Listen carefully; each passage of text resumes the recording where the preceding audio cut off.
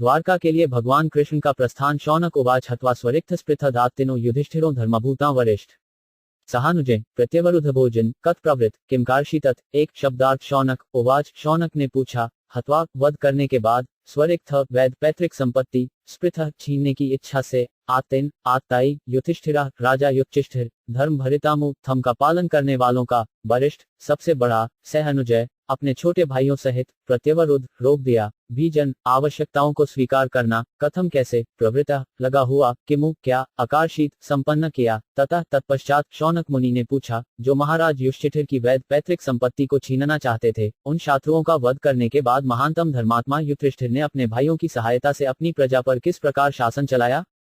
निश्चित ही वे अपने साम्राज्य का उपभोग मुक्त होकर अनियंत्रित चेतना से नहीं कर सके। तात्पर्य, महाराज युधिष्ठिर समस्त धर्मात्माओं में श्रेष्ठ थे, अतएव वे साम्राज्य का भोग करने के लिए अपने चचेरे भाइयों से लड़ने के लिए तैयार नहीं हो रहे थे, वरे सही प्रयोजन के लिए लड़ रहे, क्योंकि हस्तिनापुर का राज्य उनकी वैद पैतृक संपत्ति था और उनके चचेरे भाई उसको हड़पना चाह रहे थे। अतएव वे भगवान श्री कृष्ण के मार्गदर्शन में सही प्रयोजन के लिए लड़े, किंतु वे अपनी विजय के फलों का भोग न कर पाए, क्योंकि उनके सारे चचेरे भाई युद्ध में मारे गए थे। अतएव उन्होंने साम्राज्य पर शासन तो चलाया, किंतु इसे कर्तव्य समझकर और अपने छोटे भाइयों की सहायता से चलाया।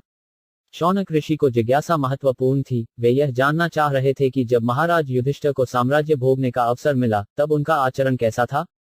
सूत उवाच वंशन कुरौषध्वाग्निनिहितं संरोहयित्वा भवभावनो हरिः निवेशयित्वा निजराज्य ईश्वरो युधिष्ठिर प्रीतिम न बभूव। दो शब्दार्थ सूता उवाच सूत गोस्वामी ने उत्तर दिया, वेशम वश कुरो राजा कुरु का, वैश दव अग्नि बांसों से लगने वाली जंगल की आग, निहितपु निशेष दग्ध, संरोहयिताओ श की पौध, भव भावन सृष्टि के पालक, हरि भगवान श्री कृष्ण, निवेशिताप न स्थापित करके, निज राज्य अपने उनके राज्य में, ईश्वर परमेश्वर युधिष्ठिरपु महाराज युधिष्ठिर को, प्रीत पनाह अपने मन में प्रसन्न बधूव हुए। सूत गोस्वामी ने कहा, विश्व के पालनकर्ता भगवान श्री कृष्ण महाराज युधिष्ठिर को उनके साम्राज्य में पुनः प्रस्थापित करके एवं क्रोध की दावाग्नि से विनष्ट हुए कुरुवंश को पुनरुज्जीवित करके अत्यंत प्रसन्न हुए। तात्पर्य, इस संसार की तुलना उस दावाग्नि के साथ की जाती है, जो बांस की झाड़ियों में घर्षण से उत्पन्न होती है। ऐसी दावाग्नि स्वत लगती है, क्योंकि बांसों में घर्षण बाह्य कारण के बिना होता है। इसी प्रकार इस संसार में जो लोग प्रकृति पर प्रभुत्व जताना चाहते हैं, उनके क्रोध से यह अध की अग्नि भड़कती है, जस से अवांछित पर रजा समाप्त हो जाती है। ऐसी अग्नियां युद्ध भड़कते रहते हैं और भगवान को उनसे कुछ लेना देना नहीं होता। लेकिन चूंकि वे सृष्टि का पालन करना चाहते हैं, अतएव वे चाहते हैं कि जन समूह आत्मा साक्षात्कार के सत्यपथ पर जिससे जीव चले, जिससे जीव भगवत धाम में प्रवेश कर सकें। प्रभु चाहते हैं कि कष्ट भोगने वाले मनुष्य भगवत धाम उनके पास वापस आ जाए और तनो भौतिक तापों से मुक्त हो जाएं। सृष्टि की सारी योजना यही प्रयोजन के लिए बनाई गई है, लेकिन जो चेतता नहीं, वह भगवान की माया शक्ति द्वारा दिए गए कष्टों को इस संसार में भोगता है। अतएव भगवान चाहते हैं कि उनके प्रामाणिक प्रतिनिधि ही संसार पर शासन चलाए।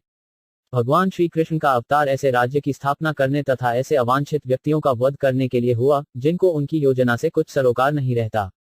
कुरुक्षेत्र का यह युद्ध भगवान की योजना के अनुसार लड़ा गया था, जिससे अर्वोचित लोगों का सफाया हो जाए और उनके भक्त के अधीन शांतिपूर्ण साम्राज्य की स्थापना हो। अतएव जब राजा युधिष्ठिर सिंहासन पर बैठे तथा कुरुवंश की पौध अंकुर महाराज परीक्षित के रूप में बच गई, तो भगवान परम प्रसन्न हुए।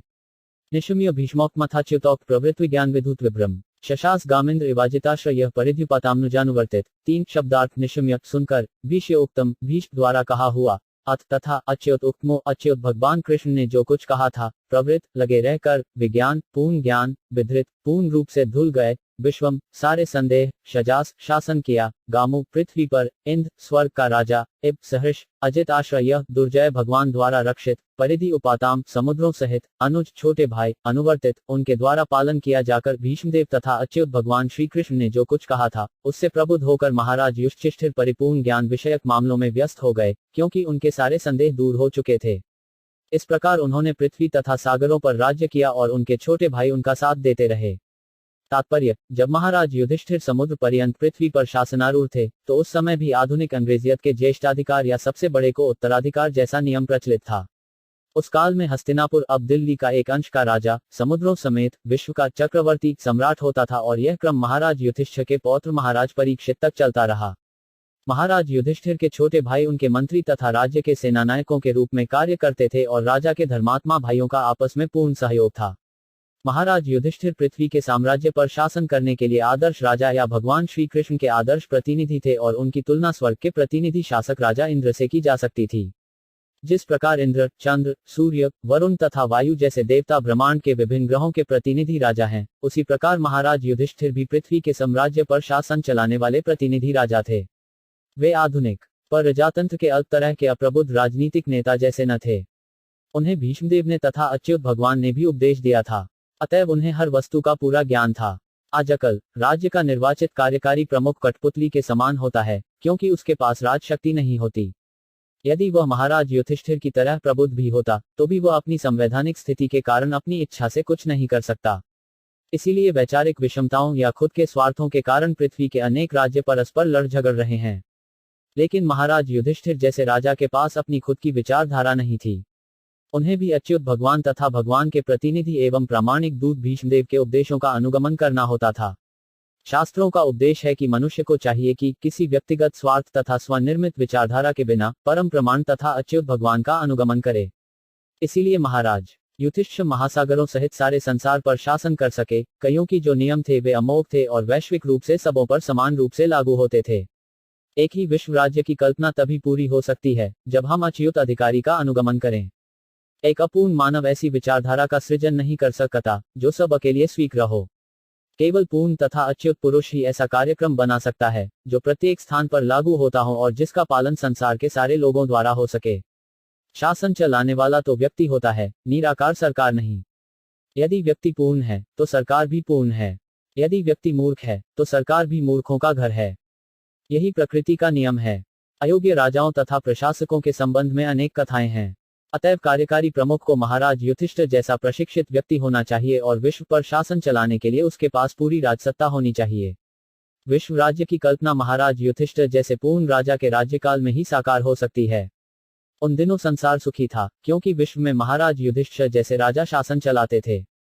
काम ववर्ष पर्जन्य सर्वकामदुघ मही शिशु संब्रजान गाव पसोदस्वतीर्मुदा 4 शब्दार्थ कामु सारी आवश्यक वस्तु ववर्ष उपलब्ध हुई, पर्जन्य वर्षा सर्व प्रत्येक वस्तु, काम आवश्यकताएं, दुघ उत्पन्न करने वाली, मही पृथ्वी, शिशु स्म सिक्त करती थी, अजानु चरागाहों को, गावह गायें, पैसा उच्छस्वती भरे हुए थनों के कारण, मुदा प्रसन्नता के कारण। महाराज युधिष्ठिर के राज्य में मनुष्यों को जितना भी पानी चाहिए था, बादल उतना पानी बरसाते थे और पृथ्वी मनुष्यों की सारी आवश्यकताओं की पूर्ति पर्याप्त मात्रा में करती थी। दूध से भरे थनों वाली तथा प्रसन्नचित गौवें अपने दूध से चरागाही को सिक्त करती रहती थीं। तात्पर्य, आर्थिक विकास का मूल सिद्धांत भूमि तथा गायों पर केंद्रित है। अन्न, फल, दृढ़, खनिज, वस्त्र, ईंधन इत्यादि मानव समाज की आवश्यकताएं हैं। शरीर की भौतिक आवश्यकताओं की पूर्ति के लिए मनुष्य को इन्हीं वस्तुओं की आवश्यकता पड़ती है। निश्चित ही मनुष्य को मांस और मछली या लोहे के औजार तथा यंत्र नहीं चाहिए। महाराज युधिष्ठिर के शासनकाल में सारे संसार में नियमित वर्षा होती थी। वर्षा मनुष्य के नियंत्रण में नहीं होती। स्वर्ग का राजा इंद्रदेव वर्षा का अधिष्ठाता है और वह भगवान का सेवक है। जब राजा तथा राजा के अधीन लोग भगवान की आज्ञा का पालन करते हैं तो आकाश से नियमित वर्षा होती है और यही वर्षा पृथ्वी पर विविध प्रकार की उपजों की निमित्त स्वरूप है। नियमित वर्षा से न केवल प्रचुर धान्य तथा फल उत्पन्न होते हैं, अपितु जब नक्षत्रों के साथ वर्षा का संयोग बैठता है तो बहुमूल्य रत्न तथा मति बहुतायत से उत्पन्न होते हैं। अनाज तथा शकों से मनुष्यों तथा पशुओं का भरण पोषण होता है और मोटी ताजी गायें भरपूर दूध देती हैं, जिससे मनुष्य को बल तथा यौवनी शक्ति मिलती है। यदि प्रचुर मात्रा में दुग्ध, अन्न, फल, कपास, रेशम तथा रत्न हो तो फिर लोगों को सिनेमा, वेश्यालयों, कसाईघरों इत्यादि की आवश्यकता क्यों पड़ती है? सिनेमा, कार, रेडियो, मांस तथा होटलों के कृत्रिम विलासमय जीवन की क्या आवश्यकता है? क्या इस सभ्यता ने एक दूसरे से व्यक्तिगत एवं राष्ट्रीय स्तर पर लड़ते रहने के अतिरिक्त और कुछ भी दिया है? क्या इस सभ्यता ने एक व्यक्ति की सनक पर हजारों व्यक्तियों को नारकीय फैक्ट्रियों में तथा युद्धस्थलों में भेजकर समानता तथा विश्व बंधुत्व को बढ़ावा दिया है? यहाँ पर कहा गया है कि गौवें अपने दुग्ध से चरागाहों को सिक्त करती थीं, क्योंकि उनके थन दूध से भरे रहते थे और वे अत्यंत प्रमुदित रहती थीं। तो फिर क्या उन्हें खेतों में पर्याप्त मात्रा में घास खिलाकर प्रसन्न जीवन बिताने के लिए समुचित संरक्षण की आवश्यकता नहीं है? तो लोगों को अपने स्वार्थ के लिए उनका वध क्यों करना चाहिए? मनुष्य अन्न, फल, दूध से क्यों नहीं संतुष्ट हो लेता, जिनसे हजारों प्रकार के व्यंजन तैयार हो सकते हैं? इन निर्दोष पशुओं का वध करने के लिए सारे विश्व में कसाईघर क्यों हैं? महाराज युधिष्ठिर के पौत्र महाराज परीक्षित ने अपने विशाल राज्य का दौरा करते हुए देखा कि एक काला व्यक्ति गाय का वध करने का प्रयास कर रहा है। राजा ने तुरंत उस कसाई को गिरफ्तार करके उसे पर्याप्त मात्रा में दंडित किया। क्या राजा या शासनाध्यक्ष को इन बेचारे पशुओं की रक्षा नहीं करनी चाहिए, जो अपनी रक्षा स्वयं करने में अक्षम है? क्या यह मानवता है? क्या देश के पशु देशवासी नहीं हैं? तो फिर संगठित कसाई घरों में वे उनके वध किए जाने की अनुमति क्यों देते हैं? क्या ये समानता, बंधुत्व तथा अहिंसा के लक्षण हैं? अतएव आधुनिक प्रगतिशील सभ्य स्वरूप की सरकार के विपरीत महाराज युधिष्ठिर का जैसा राजतंत्र तथाकथित प्रजातंत्र से कहीं अधिक श्रेष्ठ है, जिसमें पशुओं का वध किया जाता है और पशु से भी गिरे हुए मनुष्य से, पशु से भी निम्न कोटि के दूसरे मनुष्य के लिए मतदान कराया जाता है। हम सभी भौतिक प्रकृति के प्राणी हैं। भगवद्गीता में कहा गया है कि भगवान स्वयं बीजदाता पिता हैं और प्रकृति सभी आग्रह प्रकार के जीवों की माता है। इस तरह माता प्रकृति के पास परम पिता श्री कृष्ण की कृपा से पशुओं तथा मनुष्यों दोनों के लिए पर्याप्त भोजन है। मनुष्य अन्य समस्त जीवों का बड़े भाई जैसा है। उसमें पशुओं की अपेक्षा अधिक बुद्धि है, जिससे वह प्रकृति का मार्ग तथा परम पिता के संकेतों को समझ सके। इस संसार में कृत्रिम विलास तथा इंद्रिय तृप्ति के लिए, कृत्रिम लोभ तथा डांवाडोल शक्ति द्वारा कृत्रिम ढंग से आर्थिक विकास करने का प्रयास नहीं करना चाहिए, अपितु मानवीय सभ्यता को प्राकृतिक उत्पादन पर आश्रित रहने देना चाहिए। यह तो कुकरों सुकरों का जीवन है। नद्य समुद्रा गिर यह सवनस्पति विरुद्ध फलंत्योषध यह सर्वा काममिन्वृतु तस्य वे 5 शब्दार्थ नद्या नदियां, समुद्रा समुद्र, गिर्यः पहाड़, सवनस्पति वनस्पतियां, विरुचु लताएं, फलंती सक्रिय, कार्ग औषध यह दवाएं, सर्वा समस्त, कामो आवश्यकताएं, अनृतु मौसमी, तस्थ राजा के लिए, वै निश्चय ही प्रत्येक ऋतु में नदियां, समुद्र, पर्वत, जंगल, लताएं तथा कारगर औषधियां प्रचुर मात्रा में राजा को अपना अपना कर चुकता करती थीं। तात्पर्य, चूंकि महाराज युधिष्ठिर अजित के संरक्षण में थे, जैसा कि पहले उल्लेख हो चुका है, अतएव भगवान की संपत्ति अर्थात नदियां, समुद्र, पर्वत, जंगल आदि प्रसन्न थे और वे राजा को अपना अपना कर चुकाते रहते थे। सफलता का रहस्य है भगवान के संरक्षण में शरण लेना। उनकी अनुमति के बिना कुछ संभव नहीं है। औजारों तथा यंत्रों बल पर अपने आप से आर्थिक विकास करने के लिए प्रयास करना ही तो सब कुछ नहीं है। उसके लिए परमेश्वर की अनुमति होनी आवश्यक है, अन्यथा सारी यांत्रिक व्यवस्था होने पर भी सब कुछ विफल रहेगा। सफलता का अंतिम कारण दैव या परमेश्वर है। महाराज युधिष्ठिर जैसे राजा यह अच्छी तरह जानते थे कि राजा जनता के कल्याण कार्यों की देखभाल करने वाला परमेश्वर का दूत होता है। वस्तुतः राज्य परमेश्वर की संपत्ति है। नदियां, समुद्र, जंगल, पर्वत, औषधियां इत्यादि मनुष्य की सृष्टियां नहीं हैं। ये सब परमेश्वर की सृष्टियां हैं और जीव को भगवान को इस संपत्ति का उपयोग करने की अनुमति भगवान की सेवा करने के लिए दी जाती है। आज का नारा यह है कि प्रत्येक वस्तु जनता के लिए है, अतएव सरकार जनता द्वारा जनता के लिए है। लेकिन इस समय ईश्वर चेतना तथा मानव जीवन की पूर्णता के आधार पर नई तरह की मानवता अर्थात ईश्वरीय साम्यवाद की विचारधारा उत्पन्न करने के लिए संसार को महाराज युधिष्ठिर अथवा परीक्षित जैसे राजाओं के पदचिन्हों का अनुसरण करना होगा। परमेश्वर की इच्छा से प्रत्येक वस्तु की प्रचुरता है और हम इन वस्तुओं का उपभोग मनुष्य तथा मनुष्य के बीच, पशु तथा मनुष्य या प्रकृति के बीच शत्रु भाव से रहित होकर सुखपूर्वक रहने के लिए कर सकते हैं। भगवान का नियंत्रण सर्वत्र है और यदि भगवान प्रसन्न हो जाएं, तो प्रकृति का कोना कोन पुलकित हो जाए। तब नदियां उमड़कर भूमि को उर्वर बनाएंगी, समुद्र प्रचुर मात्रा में खनिज, मोती तथा रत्न प्रदान करेंगे, जंगल पर्याप्त ईंधन, औषधियां तथा वनस्पतियों की पूर्ति करेंगे और ऋतु परिवर्तन से विपुल मात्रा में फल फूल मिल सकेंगे।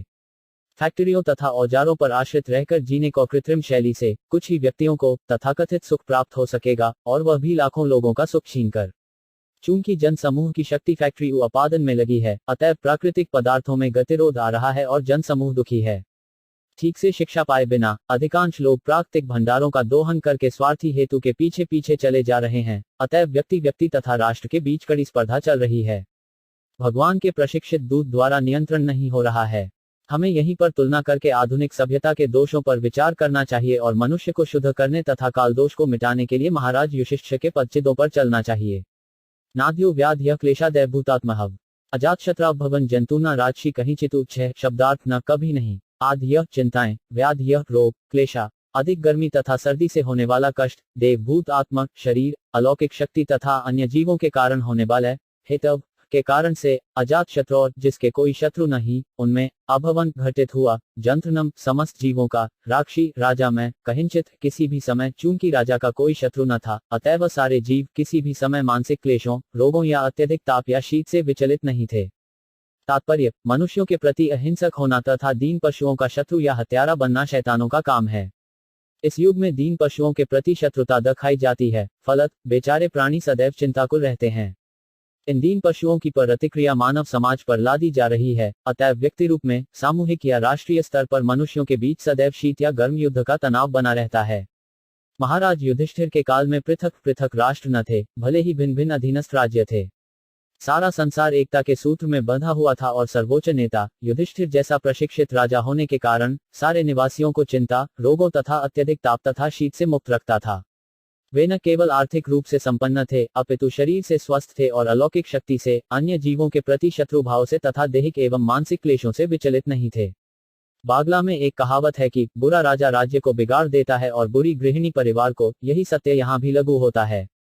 चूंकि राजा पवित्र था और भगवान तथा मुनियों का आज्ञाकारी था, चूंकि उसका कोई शत्रु न था अजात शत्रु और वह भगवान का मान्य प्रतिनिधि था तथा उनके ही द्वारा संरक्षित था, अतएव राजा के संरक्षण में सारी प्रजा एक प्रकार से भगवान तथा उनके वैद्य दूतों के प्रत्यक्ष संरक्षण में थी। जब तक कोई स्वयं पवित्र न हो और भगवान द्वारा मान्य न हो, तो वह अपने अधीनस्थ लोगों को सुखी नहीं बना सकता। मनुष्य तथा ईश्वर के बीच और मनुष्य तथा प्रकृति के बीच पूरा पूरा सहयोग रहता है और मनुष्य तथा ईश्वर के बीच एवं मनुष्य तथा प्रकृति के बीच ऐसे सचेतन सहयोग से ही संसार में सुख, शांति तथा समृद्धि लाई जा सकती है, जैसा कि राजा युधिष्ठिर में प्रदर्शित होता है। एक दूसरे के शोषण की प्रवृत्ति, जिसका आजकल बोलबाला है, केवल क्लेश ला सकती है। उषित्वा हास्तिनपुरे मासान कतिपयान हरिः सुहृदा च विशोकाय स्वसुश्च प्रियकौम्यात् साथ। शब्दार्थ उपविभाग ठहर कर, हास्तिनपुरे हस्तिनापुर नगर में, मासान महीने, कतिपयान कुछ, हरि भगवान श्री कृष्ण, सुहृदा संबंधियों को, च भी विशोकाय सांत्वना देने के लिए, स्वसु बहन को, च तथा प्रिय काम्या प्रसन्न करने के लिए, श्री हरि अपने संबंधियों को सांत्वना देने तथा अपनी बहन सुभद्रा को प्रसन्न करने के लिए कुछ महीने हस्तिनापुर में रहे। तात्पर्य, कुरुक्षेत्र युद्ध के बाद एवं युधिष्ठिर के सिंहासनारूढ़ होने पर श्री कृष्ण को अपने राज्य द्वारका के लिए प्रस्थान करना था, लेकिन महाराज युधिष्ठिर को अनुग्रहित करने तथा भीष्मदेव पर विशेष अनुग्रह करने के लिए भगवान कृष्ण पांडवों की राजधानी हस्तिनापुर में रुके रहे। भगवान ने संतप्त प्रजा को सांत्वना देने तथा अपनी बहन सुभद्रा को प्रसन्न करने के लिए भी रुकने का निश्चय किया। सुभद्रा को विशेष रूप से संनिवना दिए जाने की आवश्यकता थी, क्योंकि उसका एकमात्र पुत्र अभिमन्यु, जिसको शादी हाल ही में हुई थी, मारा गया था। वह युवक अपनी पत्नी महाराज परीक्षित को माता उत्तरा को छोड़कर मरा था। भगवान को अपने भक्तों को प्रसन्न करने में प्रसन्नता होती है। केवल उनके भक्त ही उनके संबंधियों की भूमिका अदा कर सकते हैं। भगवान तो परम पूर्ण है। आमंत्र्य चाभयनुज्ञात परिष्वज्याभिवाद्यतम आरूरोह रथ केश्चित परिष्वक्तों 5 विवादित 8 शब्दार्थ आम्य अनुमति लेकर, च तथा अभ्यनुज्ञात आज्ञा पाकर, परिष्वज्य आलिंगन करके, अभिवाद्य चरणों पर झुककर, तम महाराज युधिष्ठिर को, आरूढ़ आरूढ़ हुए, रथम रथ में, कैश्वित किन्हीं के द्वारा, परिष्वक्ता आलिंगित होकर, अभिवादित अभिवादन किया जाकर, तत्पश्चात जब भगवान ने प्रस्थान करने की अनुमति मांगी और राजा ने अनुमति दे दी तो भगवान ने महाराज युधिष्ठिर के चरणों में नतमस्तक होकर प्रणाम किया और राजा ने उनको गले लगा लिया। इसके बाद अन्यों द्वारा गले मिलने एवं नमस्कृत होकर वे अपने रथ में आरूढ़ हुए। तात्पर्य, महाराज युधिष्ठिर भगवान कृष्ण के बड़े फुफेरे भाई थे, अतएव उनसे विदा होते समय भगवान राजा के चरणों में नतमस्तक हुए। राजा ने छोटे भाई की तरह उनका आलिंगन भली भांति किया। यद्यपि राजा ती जानते थे कि कृष्ण पूर्ण पुरुषोत्तम भगवान है। भगवान को प्रसन्नता होती है जब उनका कोई भक्त उन्हें प्रेम में अपने से घटकर समझता है। भगवान सब बढ़कर या उनके समान अन्य कोई भी नहीं है, तो भी वे अपने भक्तों द्वारा छोटा समझे जाने पर प्रसन्न होते हैं। ये सब भगवान की दिव्य लीलाएं हैं। निर्विशेषादि भगवत भक्त के द्वारा निभाई जाने वाली अलौकिक भूमिका को समझ नहीं सकते। तत्पश्चात भीम तथा अर्जुन भगवान को गले मिले, छोटे क्योंकि वे समवयस्क थे, लेकिन नकुल तथा सहदेव ने उन्हें प्रणाम किया क्योंकि वे उनसे छोटे थे। सुभद्रा द्रौपदी कुंती विराटन्या तथा गैंगधारी धृतराष्ट्रश युयुत्सु गौतमो यमो नौ वृकोदरश धौम्यश स्त्रियो मत्स्य सुताद्या न सेहरे विमुद्यंतो विरह शार्दधिन्वन। 10 शब्दार्थ सुभद्रा कृष्ण की बहन, द्रौपदी पांडवों की पत्नी, कुंती पांडवों की माता, विराट तन्या विराट की पुत्री उत्तरा तथा भी गैंगधारी दुर्योधन की माता, धृतराष्ट्र दुर्योधन का पिता, च तथा युयुत्सु धूतराष्ट्र की वैश्य पत्नी का पुत्र, गौतम कृपाचार्य, यमोर जुड़वा भाई नकुल तथा सहदेव, वृकोदर भीम, च तथा धौम्य च तथा स्वरी यह राजमहल की अन्य सन्रियां भी, मत्स्य सुता आदि यह मछुबारे की पुत्री सत्यवती, भीष्म की सौतेली माता न नहीं, सेहरे, सह सकी, लिमोहांता, मूर्छितसी, विसहपु, विद्योग, शार्जू धनवन, श्री कृष्ण का जो अपने हाथ में अंक धारण किए रहते हैं, उस समय सुभद्वा, द्रौपदी, कुंती, उत्तरा, गैंगधारी, धृतराष्ट्र, युयुत्सु, कृपाचार्य, नकुल, सहदेव, भीमसेन, धौम्य तथा सत्यवती, सभी मूर्छित से हो गए, क्योंकि भगवान कृष्ण का वियोग सह पाना उन सबों के लिए असंभव था। तात्पर्य, भगवान श्री कृष्ण जीवों के लिए, विशेष रूप से भक्तों के लिए, इतने आकर्षक हैं कि उनका वियोग असह्य हो जाता है। बद्ध जीव, माया के वशीभूत होकर ही भगवान को भूल जाता है, अन्यथा ऐसा हो नहीं सकता।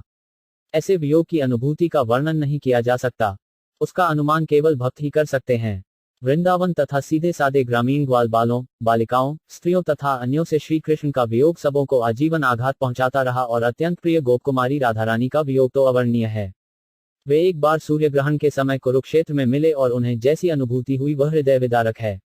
निस्संदेह भगवान के दिव्य भक्तों के गुणों में अंतर है, लेकिन जिन्होंने कभी भगवान का सानिध्य प्राप्त किया है, वे उन्हें क्षण भर के लिए भी नहीं छोड़ सकते। शुद्ध भक्त की यही मनोवृत्ति होती है।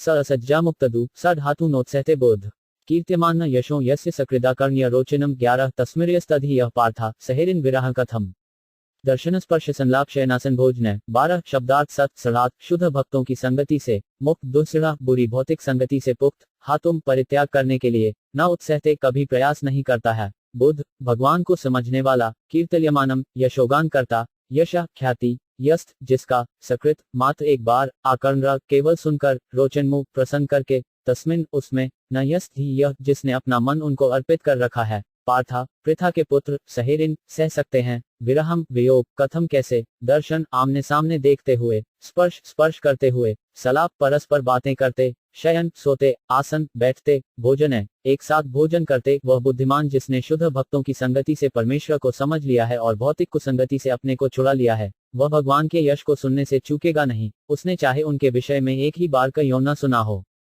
तो भला पांडव उनके वियोग को कैसे सह पाते? क्योंकि वे उनसे घनिष्ठतापूर्वक संबंधित थे, वे उन्हें साक्षात अपने समक्ष देखते थे, उनका स्पर्श करते थे, उनसे बातें करते थे और उन्हीं के पास सोते, उठते बैठते तथा भोजन करते थे। तात्पर्य, जीव को स्वाभाविक स्थिति अपने से वरिष्ठ की सेवा करना है।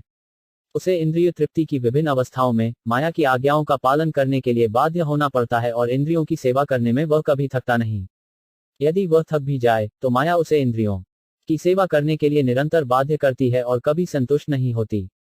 ऐसे इंद्रिय तृप्ति व्यापारों का कोई अंत नहीं है और बद्ध जीव छूटने की आशा के बना ऐसी सेवा में उलझा रहता है। छुटकारा केवल तभी मिलता है जब शुद्ध भक्तों की संगति होती है। ऐसी संगति से वह धीरे धीरे अपनी दिव्य चेतना की ओर उन्नत होता है। इस प्रकार वह जान सकता है कि उसकी शाश्वत स्थिति भगवान की सेवा करने के लिए है, विकृत इंद्रियों की काम, क्रोध, प्रभुत्व जताने इत्यादि की इच्छा पूर्ति के लिए नहीं है। भौतिक समाज, मित्रता तथा प्रेम काम वासना की विभिन्न अवस्थाएं हैं। घर, देश, परिवार, समाज, संपत्ति तथा अन्य वस्तुएं भौतिक जगत में बंधन के कारण स्वरूप हैं, जहां 3 प्रकार के ताप बने हुए हैं। शुद्ध भक्तों की संगति से तथा विनीत भाव से उनका श्रवण करने से भौतिक भोग के प्रति आसक्ति कम होती है और भगवान के दिव्य कार्यकलापों के विषय में सुनने के प्रति आकर्षण की प्रधानता होती है। एक बार आकर्षण उत्पन्न हो जाने पर वह बिना रुके चलता रहता है, जिस प्रकार बारूद की आग। ऐसा कहा गया है कि श्री हरि दिव्य रूप से इतने आकर्षक हैं कि जो आत्मा साक्षात्कार द्वारा अपने आप में ही संतुष्ट हैं और वास्तव में सारे भव बंधनों से मुक्त हो चुके हैं, वे भी भगवान के भक्त बन जाते हैं। ऐसी परिस्थिति में यह भली भांति समझा जा सकता है कि पांडवों की क्या स्थिति हुई होगी, जो भगवान के नित्य संगी थे। वे श्री कृष्ण के वियोग को कल्पना भी नहीं कर सकते थे, क्योंकि निरंतर व्यक्तिगत संपर्क के कारण उनका आकर्षण अत्यधिक प्रगाढ़ था। शुद्ध भक्त के लिए भी उनके रूप, गुण, नाम, यश, कार्यकलाप आदि का स्मरण इतना आकर्षक होता है कि वह संसार के सारे रूप, गुण, नाम, यश, कार्यकलाप भूल जाता है और शुद्ध भक्तों की परिपक्व संगति के कारण वह क्षण भर के लिए भी भगवान के संपर्क से दूर नहीं होता।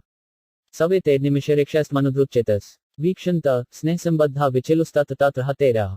शब्दार्थ सवे सभी, ते वे, अनिमिष बिना पलक झपके, अक्षय आंखों से, तम अनु उनके पीछे पीछे, दुच्चेतस द्रवित हृदय, वीक्षंत उनको देखते हुए, स्नेह संबद्धा शुद्ध प्रेम से बंधे, विचेलु हिलने डुलने लगे, तत्न तत्न इधर उधर, उन्होंने ऐसा किया उन सबके हृदय उनके आकर्षण रूपी पात्र में द्रवित हो रहे थे। वे उन्हें अपलक नेत्रों से देख रहे थे और स्नेह बंधन में बंधकर व्यग्रता से इधर उधर मचल रहे थे। तात्पर्य, कृष्ण स्वाभाविक रूप से सभी जवों के लिए आकर्षक हैं, क्योंकि वे समस्त शाश्वतों में प्रधान शाश्वत हैं। एकमात्र वे ही अनेकों शाश्वतों के पालक हैं। यह कठोपनिषद का कथन है और इस प्रकार मनुष्य भगवान के साथ अपने शाश्वत संबंध को जागृत करके, जिसे वह भगवान की भ्रामक शक्ति माया के चक्र से वशीभूत होकर भूल चुका है, स्थायी शांति तथा समृद्धि प्राप्त कर सकता है। एक बार भी यह संबंध जब हल्का सा भी पुनर्जागृत हो जाता है, बद्ध जीव भौतिक शक्ति के भ्रम से मुक्त हो जाता है और भगवान की संगति के लिए पागल हो उठता है। यह संगति केवल भगवान के साक्षात संपर्क से ही नहीं स्थापित होती, अपितु उनके नाम, यश, रूप तथा गुणों के सानिध्य से भी होती है। श्रीमद्भागवत बद्ध जीवों को इस सिद्ध अवस्था को प्राप्त करने के लिए शुद्ध भक्त से विनीत भाव से श्रवणक द्वारा प्रशिक्षित करता है। न यरुंधनुद्गलद्वाष्ट मौत्कंठ्यादेव की सुते निर्यात्यगाराजनो 5 भद्गमिति स्याद्वान्ध्वस्त्री यह 14 शब्दार्थ न्यरुंधनु बड़ी मुश्किल से रीखते हुए, उद्गलतु उयरते हुए, बाष्पपु आंसुओं को, और कंठ्यात अत्यधिक उत्सुकता से, देवकी सुते देवकी के पुत्र में, निर्धाति बाहर निकलकर, अगारात महल से, न नहीं, अभद्रप अशुभ इति इस प्रकार, स्थात होए, बांधव संबंधियों की, स्लरी यह स्त्रियां, सगी संबंधी नातेदार स्त्रियां, जिनके नेत्रों से कृष्ण के लिए व्याकुलतावश अश्रुधारा निकल रही थी, महल से बाहर आ गईं। वे बड़ी मुश्किल से अपने आंसू रोक पाईं। उन्हें भय था कि प्रस्थान के अवसर पर आंसुओं से अपशकुन हो सकता है। तात्पर्य, हस्तिनापुर के राजमहल में सैकड़ों महिलाएं थीं। वे सभी कृष्ण के प्रति स्नेहमयी थीं। वे सभी उनकी रिश्तेदार भी थीं। जब उन्होंने देखा कि कृष्ण अपनी मातृभूमि को जाने के लिए महल से निकल रहे हैं, तो वे उनके लिए अत्यंत व्याकुल हो उठे। दीन और जैसा स्वाभाविक था, उनके अश्रु दलक छुलिक कर कपोलों पर आने लगे। उसी समय उन्होंने सोचा कि उस समय उनके अश्रु कृष्ण के लिए अमंगल सूचक हो सकते हैं, अतएव उन्होंने अश्रुओं को रोकना चाहा। ऐसा करना उनके लिए बहुत कठिन था, क्योंकि अश्रु रुक नहीं पा रहे थे। अतः उन्होंने आंखों के अश्रुओं को पोंछा और उनके हृदय धड़कने लगे। वे स्त्रियां जिनके पति याश्वासुर युद्ध में मारे गए थे, कृष्ण के प्रत्यक्ष संपर्क में नहीं आ सकी थीं। लेकिन वे सब कृष्ण तथा उनके महान कार्यों के विषय में सुनती रहती थीं। इस प्रकार वे उनके विषय में सोचती, उनके नाम तथा यश के विषय में बातें करती और उन स्त्रियों के समान स्नेहिल हो गई थी जो उनके प्रत्यक्ष संपर्क में थीं। अतएव जो कोई भी प्रत्यक्ष या अप्रत्यक्ष रूप से कृष्ण के विषय में सोचता है, कृष्ण के विषय में बातें करता है या कृष्ण की पूजा करता है, वह उनके प्रति अनुरक्त हो जाता है। चूंकि कृष्ण परम पूर्ण है, अतः उनके नाम, रूप, गुण आदि में कोई अंतर नहीं है। हम कृष्ण के साथ अपने घनिष्ठ संबंध को उनके विषय में बातें करके, श्रवण करके या स्मरण करके पुनरुज्जीवित कर सकते हैं। आध्यात्मिक सामर्थ्य से ही ऐसा हो पाता है। मृदगश्च भुभयश्च वीणापनवगो मुखा धुंधुर्यान का घंटाद्या ने दुदुदुभयस तथा 15 शब्दार्थ प्रदर मीठी ध्वनि उत्पन्न करने वाला ढोल, शरगु, शंख, भेरिय, भेरी, चर तथा वीणा तत्वयुक्त वाद्ययंत्र, वीणा, प्रणव एक प्रकार की वंशी, गोमुखा अन्य प्रकार को बांसुरी, धुंधुरी एक प्रकार का ढोल, आनक, नगाड़ा, घंटा बजाया जाने वाला घंटा, आद्या इत्यादि, नेदु, बजे, दुंदुभय विभिन्न प्रकार के डील तथा उस समय हस्तिनापुर के राजमहल से भगवान के प्रस्थान समय उनके सम्मान में विभिन्न प्रकार के ढोल यथा मृदंग, ढोल, नगाड़े, धुंधुरी तथा दुंदुभी एवं तरह तरह की वंशियां, वीणा, गोमुख और भेरियां एक साथ बज उठे। प्रासाद शिखरारूढ़ा कोरोनायो दिदृक्ष्या ववृषु कुसुम कृष्ण प्रेमत्रीडास्मितेक्षणा 16 शब्दार्थ प्रासाद राजमहल की शिखर छत पर आरूढ़ा चढ़ी हुई कुरु नार्य कुरु राजवंश की नारियां देहक्ष्या देखने की इच्छा से ववृषु वर्षा की कुसुगय फूलों से कृष्णम भगवान कृष्ण पर प्रेम प्रेम तथा स्नेहविश ब्रीडास्मितीक्षणा लजीली हंसी से देखते हुए भगवान को देखने की प्रेममयी इच्छा से कुरुओं की राजवंशी स्वत्रियों राजमहल की छत पर चढ़ गईं और स्नेह तथा लज्जा से युक्त हंसती हुई भगवान पर पुष्पों की वर्षा करने लगीं। तात्पर्य, लज्जा स्त्रियों का विशिष्ट अतिरिक्त प्राकृतिक सौंदर्य है और इसके कारण उन्हें पुरुषों से आदर मिलता है। महाभारत काल में अर्थात 5000 से अधिक समय पूर्व भी यह प्रथा प्रचलित थी। जो लोग विश्व इतिहास से परिचित नहीं हैं, ऐसे कम बुद्धि वाले लोग ही कहते हैं कि पुरुषों से स्त्रियों को पृथक रखने की प्रथा भारत में मुसलमानों के आगमन में चालू हुई।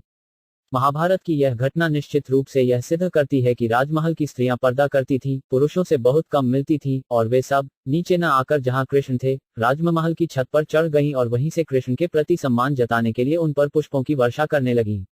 यहाँ यह भी कहा गया है कि महल की छत पर स्त्रियां लज्जा के कारण मुस्कुरा भी रही थीं। यह लज्जा स्त्रियों को प्रकृति का वरदान है, इससे उनकी सुंदरता तथा प्रतिष्ठा में वृद्धि होती है, भले ही वे उच्च कुल की न भी हों या कम सुंदर हों। हमें इसका निजी अनुभव है।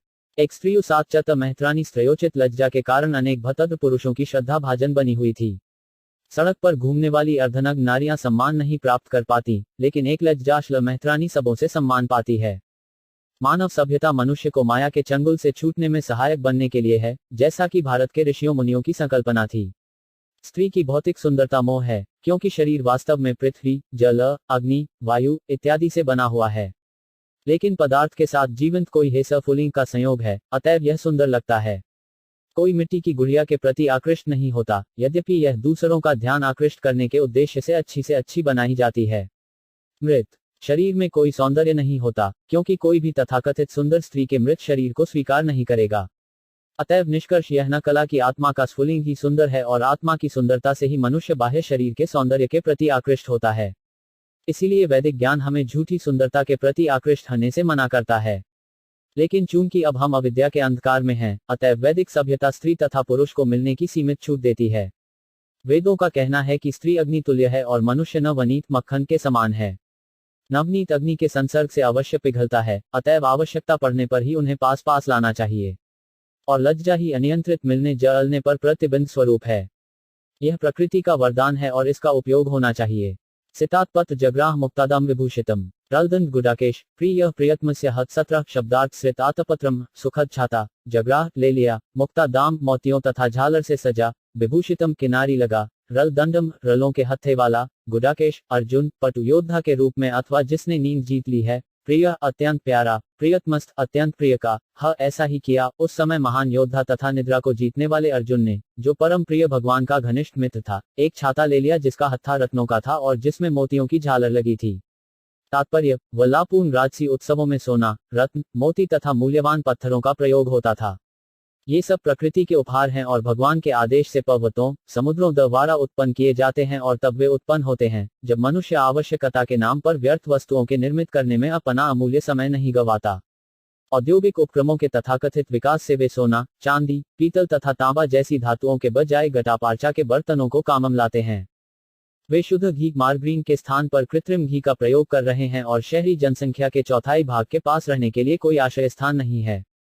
ओ अधव सात्विकी श्वेव व्यजने परमाद्भुते विकिरमाण कुसुम रेजे मधुपति पति 18 शब्दार्थ उद्धव कृष्ण का चचेरा भाई सात्यक्री उनका सास्थी च तथा एव निश्चय ही व्यजने पंखा झलने में व्यस्त परम अद्भुते सजावटी विकिरमाण बिखरे हुए फूलों पर आसीन कुसुमय फूलों से रेजे आदेश दिया मशथु प्रति मश्चु के स्वामी कृष्ण ने पश्चिम मार्ग पर उद्धव तथा सात्यकी अलंकृत पंखों से भगवान पर पंखा झलने लगे और मशत्रु के स्वामी कृष्ण ने बिखरे हुए पुष्पों पर आसीन होकर उन्हें मार्ग पर चलने के लिए आदेश दिया। अशूयंताशिष सत्यास्तत् तत् द्विजेरिता नानुरूपानुरूपाश्च निर्गुणस्य गुणात्मन 19 शब्दार्थ अशूयंत सुना जाकर, आशिष आशीर्वाद, सत्या सभी सच हैं, तत् यहाँ, ततना वहाँ, द्विजीरता विद्यान ब्राह्मणों द्वारा उच्चरित, न नहीं, अनुरूप अनुरूप अनुरूपा योग्य च भी, निर्गुणस्थ परम का गुण आत्मना मनुष्य की भूमिका निभाते हुए जहां तहां यह सुनाई पड़ रहा था कि कृष्ण को दिए गए आशीर्वाद न तो उनके उपयुक्त हैं न अनुपयुक्त, क्योंकि वे सब उन परम पुरुष के लिए थे जो इस समय मनुष्य की भूमिका निभा रहे थे। तात्पर्य, जगह जगह भगवान श्री कृष्ण को आशीर्वाद देने के उद्देश्य से वैदिक ध्वनियां हो रही थीं। ये आशीर्वाद इस अर्थ में उपयुक्त थे कि भगवान एक सामान्य मनुष्य को ऐसी भूमिका निभा रहे थे मानो वे महाराज युधिष्ठिर के फुफेरे भाई हों। लेकिन ये अनुपयुक्त भी थे क्योंकि भगवान परम पुरुष हैं और उन्हें भौतिक रिश्ते नातों से कुछ भी लेना देना नहीं होता। वे तो निर्गुण अर्थात भौतिक गुणों से रहित हैं, फिर भी वे दिव्य गुणों से ओतप्रोत हैं। दिव्य जगत में कुछ भी विरोधाभासी नहीं होता, जबकि इस सापेक्ष जगत में सभी चीजें इसके उलट होती हैं। उदाहरणार्थ, इस सापेक्ष जगत में श्वेत का विलोम श्याम होता है, लेकिन दिव्य जगत में श्वेत तथा श्याम में कोई अंतर नहीं होता। अतएव पस्म पुरुष के प्रसंग में यथ तथ विद्वान ब्राह्मणों द्वारा ध्वनियां विलोम उच्चरित आशीर्वादात्मक ध्वनियां विलोम लग रही थीं, लेकिन जब वे परम पुरुष पर लागू होती हैं तो सारा विरोधाभास दूर हो जाता है और वे दिव्य बन जाती हैं। एक उदाहरण इस बात को स्पष्ट कर देगा। भगवान श्री कृष्ण को कभी कभी चोर कहा जाता है।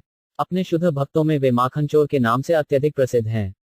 वे बचपन में वृंदावन में अपने पड़ोसियों के घरों से माखन चुराते थे, तब से वे चोर रूप में प्रसिद्ध हैं। लेकिन चोर के रूप में प्रसिद्ध होने पर भी उनकी चोर के रूप में पूजा की जाती है, जबकि सांसारिक जगत में चोर की कभी प्रशंसा नहीं की जाती और उसे दंडित किया जाता है। चूंकि वे पूर्ण पुरुषोत्तम भगवान हैं, अतएव उन पर सब कुछ लागू होता है और समस्त विरोधाभासों के बावजूद वे भगवा बने रहते हैं। अन कौरवेंद्रपुरस्त्रीना सर्वश्रुति मनोहर 20 शब्दार्थ अन्योनम एक दूसरे में आसीत था सल्लल्प बात उत्तम श्लोक परमेश्वर जिनकी प्रशंसा चुने हुए एलोकों से की जाती है, चेतसाम जिनके हृदय इस प्रकार लीन है उनका, कौरव इंद्र कुरुओं का राजा, पुर राजधानी, स्त्रीनाम स्त्रियों का, सर्व समस्त, ब्रुति वेद मनाहर मन को मोहित करने वाला चुने हुए छंदों से जिनकी स्तुति की जाती है, ऐसे भगवान के दिव्य गुणों के विचार में डूबी हस्तिनापुर के सभी घरों की छतों पर चढ़ी हुई स्त्रियां उनके विषय में बातें करने लगीं। ये बातें वैदिक स्तोत्रों से कहीं अधिक आकर्षक थीं। तात्पर्य: भगवद गीता में कहा गया है कि समस्त वैदिक वामे का लक्ष्य पूर्ण पुरुषोत्तम वेदों भगवान श्री कृष्ण है। वस्तुतः भगवान का यशोगान वेदों, रामायण तथा महाभारत जैसे ग्रंथों में अंकित है, और भागवत में तो विशेष रूप से परमेश्वर का यशोगान हुआ है।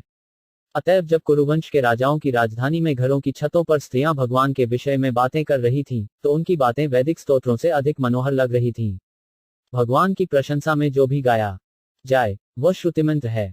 गौड़ीय संप्रदाय के आचार्य ठाकुर नरोत्तम दास ने सरल बांग्ला भाषा में अनेक गीत लिखे हैं, लेकिन उसी संप्रदाय के एक अत्यंत अन्य विद्वान आचार्य ठाकुर विश्वनाथ चक्रवर्ती ने नरोत्तम दास के इन गीतों को वैदिक मंत्रों के ही समान बताया है। इसका कारण है इनकी विषय वस्तु। भाषा का उतना महत्व नहीं है, विषय वस्तु की महत्ता होती है। उन सारी स्त्रियों में जो भगवान विचार तथा कार्यों में लीन थी, भगवान कृपा से वैदिक वाङ्मय की सी चेतना का विकास हो आया था। अतएव भले ही वे स्त्रियां संस्कृत की अच्छी विद्वान न रही हों, तो भी उनकी बातें वैदिक स्तोत्रों की अपेक्षा अधिक मनोहर लग रही थीं। उपनिषदों में वैदिक स्तोत्र कभी कभी अप्रत्यक्ष रूप से परमेश्वर के प्रति व्यक्त होते हैं, लेकिन स्त्रियों की बातें प्रत्यक्ष रूप से भगवान के विषय में थीं, अतएव वे अधिक हृदयग्राही थीं। स्त्रियों की बातें विद्वान ब्राह्मणों के आशीर्वादों से अधिक मूल्यवान लग रही थीं।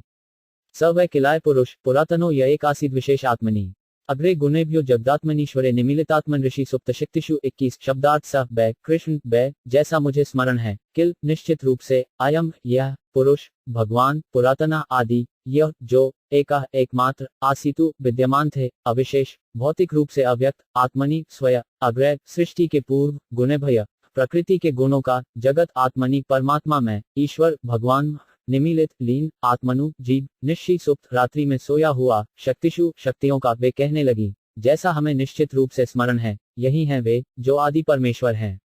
प्रकृति के गुणों की व्यक्त सृष्टि के पूर्व वे ही अकेले विद्यमान थे। चूंकि वे परमेश्वर हैं, अतएव सारे जीव उन्हीं में लीन होते हैं, मानो रात्रि में सोए हुए हों और उनकी शक्ति रुक गई हो। तात्पर्य: इस दृश्य जगत का विलय दो प्रकार से होता है। हर 4 अरब 32 करोड़ सौर वर्षों के बाद जब एक ब्रह्मांड विशेष के स्वामी ब्रह्मा शयन करते हैं तो एक प्रलय होता है। ब्रह्मा की 100 वर्ष की आयु के अंत में हमारी गणना के अनुसार 8 अरब 64 करोड़ 30-1200 सौर वर्ष संपूर्ण ब्रह्मांड का पूर्ण प्रलय होता है और दोनों ही बार मातृतत्व अर्थात भौतिक शक्ति तथा जीव तत्व अर्थात तत्स्था शक्ति भगवान के शरीर में लीन हो जाती हैं। सारे जीव भगवान के शरीर में तब तक सुप्त रहते हैं जब तक जगत की दूसरी सृष्टि नहीं हो जाती। भौतिक जगत की सृष्टि पालन तथा संहार का यही विधान है। भगवान द्वारा गतिमान किए जाने पर भौतिक प्रकृति के 3 गुणों की अंत क्रिया से भौतिक सृष्टि होती है। इसीलिए यहाँ पर कहा गया है कि भौतिक प्रकृति के तीनों गुणों के गतिमान होने के पूर्व भगवान विद्यमान थे। क्षति मंत्र में कहा गया है कि सृष्टि के पूर्व केवल सर्वोपरि भगवान विष्णु का अस्तित्व था, तब न तो ब्रह्मा थे, न शिव, न ही कोई अन्य देवता। विष्णु का अर्थ है महाविष्णु, जो कारणार्णव समुद्र में लेटे हुए हैं। उनकी श्वास से ही सारे ब्रह्मांड बीज रूप में उत्पन्न होते हैं और धीरे धीरे प्रत्येक ब्रह्मांड के भीतर असंख्य ग्रहों का विराट रूप विकसित होता है। ब्रह्मांडों के बीज उसी तरह विशाल आकार ग्रहण करते हैं जिस प्रकार एक वटवृक्ष के बीजों से असंख्य वटवृक्ष विकसित हो आते हैं। ये महाविष्णु भगवान श्री कृष्ण के पूर्ण अंश हैं, जिनका उल्लेख ब्रह्म संहिता में इस प्रकार हुआ है। मैं उन आदि भगवान गोविंद को सदर नमस्कार करता हूँ जिनके पूर्ण अंश महाविष्णु हैं। ब्रह्मांडों के अगुवा सारे ब्रह्मा उनके दिव्य शरीर के रोमकृपों से उत्पन्न ब्रह्मांडों के पश्चात उतने ही समय तक जीवित रहते हैं जितने में भगवान श्वास छोड़ते हैं। ब्रह्म संहिता 5.58 इस प्रकार गोविंद अर्थात भगवान कृष्ण महाविष्णु के भी कारण स्वरूप हैं। स्त्रियों ने यह वैदिक सत्य किसी प्रामाणिक स्रोत से सुन रखा होगा, तभी वे इसके विषय में बातें कर रही थीं। दिव्य विषयों के सही सही ज्ञान पाने का एकमात्र साधन होता है कोई प्रामाणिक स्रोत। इसका कोई विकल्प नहीं है। महाविष्णु के शरीर में जीवों का प्रवेश ब्रह्मा के 100 वर्ष बाद स्वतः हो जाता है, लेकिन इसका अर्थ यह नहीं है कि व्यक्तिगत जीव अपनी सत्ता पहचान खो देता है। सत्ता तो बनी ही रहती है और ज्यों ही भगवान की परम इच्छा से दूसरी सृष्टि होती है तो सारे सुप्त निष्क्रिय जीवों को छोड़ दिया जाता है, जिससे वे अपने पूर्व जीवन के विभिन्न कार्यक्षेत्रों के अनुसार अपने कार्यों को आगे बढ़ा सकते हैं। यह सुप्तस्थित न्याय अर्थात निद्रा से जगकर पुनः अपने कर्म में लग जाना कहलाता है। रात्रि में जब मनुष्य सोता है तब वह यह भूल जाता है कि वह कौन है, उसका क्या कर्तव्य है और वह जगते समय की सारी बातें भूल जाता है। किंतु ज्यों ही वह नींद से उठता है तो उसे जो कुछ करना होता है सब स्मरण हो आता है और वह फिर से अपने कार्यकलाप में लग जाता है। सारे जीव भी प्रलय के समय महाविष्णु के शरीर में लीन रहते हैं। कतु ज्यों ही दूसरी सृष्टि होती है, वे उठकर अपना अधूरा काम पूरा करने लगते हैं। इसकी पुष्टि भगवद गीता 8.18-20 में भी हुई है। सज्जनात्मक शक्ति के सक्रिय अवस्था में आने के पूर्व भगवान का अस्तित्व था। भगवान भौतिक शक्ति से उत्पन्न नहीं हुए हैं। उनका शरीर पूर्ण रूप से आध्यात्मिक है और उनके शरीर तथा उनमें कोई अंतर नहीं है। सृष्टि के पूर्व भगवान अपने परम धाम में रहते थे, जो परम पूर्ण और अद्वितीय है। स एवं भूयो निजवीर्यचोदिता स्वजीव माया प्रकृति से सृक्षतीम अनामरूपात्मनि रूपनामनि विदित्समानो 5 नुसार शास्त्रकृत 22 शब्दार्थ सह वे एव। इस प्रकार भू यह फिर से निज अपना, वीर्य पराक्रम, चोदितामु संपन्नता का, स्व अपना, जीव जीव, मायाम बाह्म शक्ति, प्रकृतिमु भौतिक प्रकृति को, सिसृक्षतिम पुनः सृष्टि करते सम, अनाम बिना उपाधि के, रूप आत्मनि आत्मा के स्वरूप, रूप नामनि रूप तथा नाम, विदित्समाना प्रदान करने की इच्छा करते, अनुसार हस्तांतरित कर दिया, शास्त्रकृत शास्त्रों के संग्राहक। तब भगवान ने अपने अंश स्वरूप जीवों को नाम तथा रूप प्रदान करने की इच्छा से उन्हें भौतिक प्रकृति के मार्गदर्शन के अंतर्गत कर दिया। उनकी ही अपनी शक्ति से भौतिक प्रकृति को पुनः सृष्टि करने के लिए अधिकृत कर दिया गया है। तात्पर्य, सारे जीव भगवान के अंश हैं। वे दो प्रकार के हैं, नित्य मुक्त तथा नित्यबद्ध। नित्य मुक्त शाश्वत रूप से मुक्त जीव हैं और वे भगवान के दिव्य धाम में, जो दृश्य जगत से परे है, दिव्य प्रेममयी सेवा के आदान प्रदान में नित्य निमग्न रहते हैं। लेकिन नित्यबद्ध अर्थात शाश्वत रूप से बद्ध जीवों का जिम्मा बहिरंगा शक्ति माया पर रहता है कि वह परम पिता के प्रति उनकी विद्रोहात्मक मनोवृत्ति को सुधारे। नित्यबद्ध यह सदैव भूले रहते हैं कि भगवान के साथ उनका संबंध उनके अंश के रूप में है। वे माया द्वारा पदार्थ के उत्पादों के रूप में मोहग्रस्त रहते हैं और इस तरह वे सुखी बनने के लिए भौतिक जगत में नाना प्रकार की योजनाएं बनाते रहते हैं। वे इन योजनाओं को खुशी खुशी आगे बढ़ाते हैं, लेकिन भगवान की इच्छा से योजन बनाने वाले तथा उनको योजनाएं कुछ काल बाद ध्वस्त हो जाती हैं, जैसा कि पहले कहा जा चुका है। भगवद्गीता 9.7 में इसकी पुष्टि इस प्रकार हुई है, हे कुंती पुत्र, कल्प के अंत में सारे जीव मेरी प्रकृति में लीन हो जाते हैं और जब पुनः सृष्टि करने का समय आता है तो मैं अपनी बहिरंगा शक्ति से सृष्टि प्रारंभ करता हूँ। ब्रूय शब्द पुनः पुनः का सूचक है, अर्थात यह बताता है कि सृष्टि, पालन तथा संहार को क्रिया भगवान की बहिरंगा शक्ति से अनवरत चलती रहती है। वे ही सबके कारण हैं।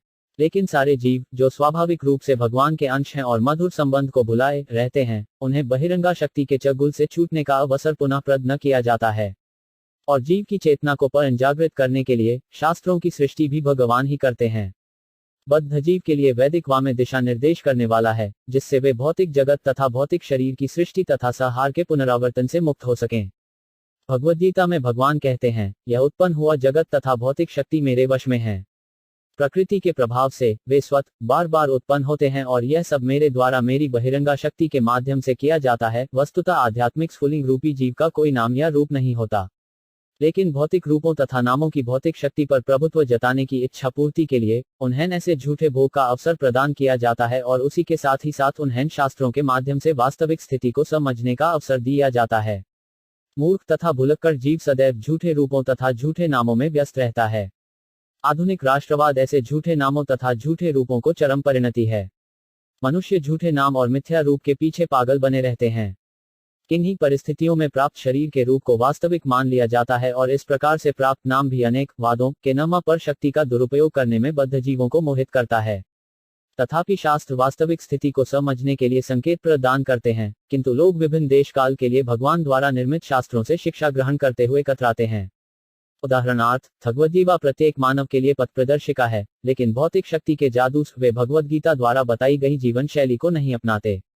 जिसने भगवद्गीता के सिद्धांतों को पूरी तरह समझ लिया है, उसके लिए रुचि नहीं लिए श्रीमद् भागवत स्नातकोत्तर अध्ययन का विषय है। दुर्भाग्यवश लोगों में उसके लिए रुचि न है, अतएव वे माया के चंगुल में फंसकर बार बार जन्म मृत्यु के चक्र में आ जाते हैं। सवायम यत्पद्मत सूर्यो जितेंद्रिया निर्जित मातरिष्णा पश्यन्ति भक्त्युतलिताम्लाम्ना नन्वेश सत्वम परिमात्महति 23 शब्दार्थ सह बै भगवत कृपा द्वारा अयमु यह यत जो पदम अन्न। यहाँ वही भगवान श्री कृष्ण है। सूर्य बड़े बड़े भक्त गण, जितेंद्रिया जिन्होंने इंद्रियों के प्रभाव को जीत लिया है, निर्जित पूर्ण रूप से संयमित, मातरिष्णा जीवन पश्यन्ति देख सकते हैं, भक्ति भक्तिमय सेवा से उत्कलित विकसित, अमल आत्मना जिनके मन पूरी तरह विमल हैं, उनका अनुअशः निश्चित रूप से इसी के द्वारा सत्वमु जगत अस्तित्व परिमायपु मन को पूरी तरह स्वच्छ करने के लिए अर्हति के योग्य है। ये वे ही पूर्ण पुरुषोत्तम भगवान जिनके दिव्य रूप का अनुभव बड़े बड़े भक्तों द्वारा किया जाता है, जिन्होंने सहृदय भक्ति द्वारा तथा जीवन एवं इंद्रियों पर पूर्ण संयम द्वारा भौतिक चेतना से पूर्ण रूप से विशुद्ध हो चुके हैं तथा अस्तित्व को विमल बनाने का यही एकमात्र मार्ग है। तात्पर्य, जैसा कि भगवद गीता में कहा गया है, भगवान केवल भक्तिमय सेवा द्वारा अपने वास्तविक रूप में जाने जा सकते हैं। अतएव यहाँ पर बताया गया है कि केवल महान भगवत भक्त जो कठिन भक्तिमय सेवा द्वारा मन के सारे भौतिक मैल को धो सकते हैं, वे ही भगवान को यथारूप अनुभव कर सकते हैं। जितेंद्रिय का अर्थ है इंद्रियों पर पूरा नियंत्रण रखने वाला।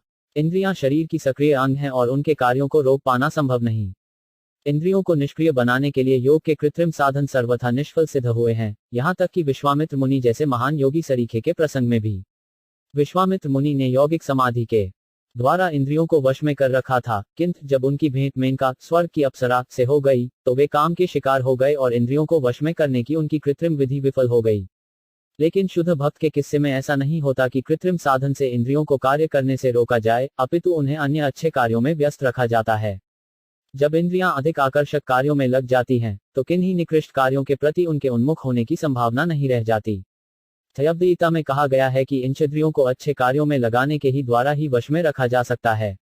भक्ति की अनिवार्यता है कि इंद्रियों को विमल किया जाए या भक्तिमय सेवा में लग जाए। भक्ति का अर्थ निष्क्रियता नहीं है। भगवान को सेवा में जो कुछ भी किया जाता है, वह उनको भौतिक प्रकृति से तुरंत ही पवित्र हो जाता है। भौतिक धारणा अज्ञान के कारण ही है।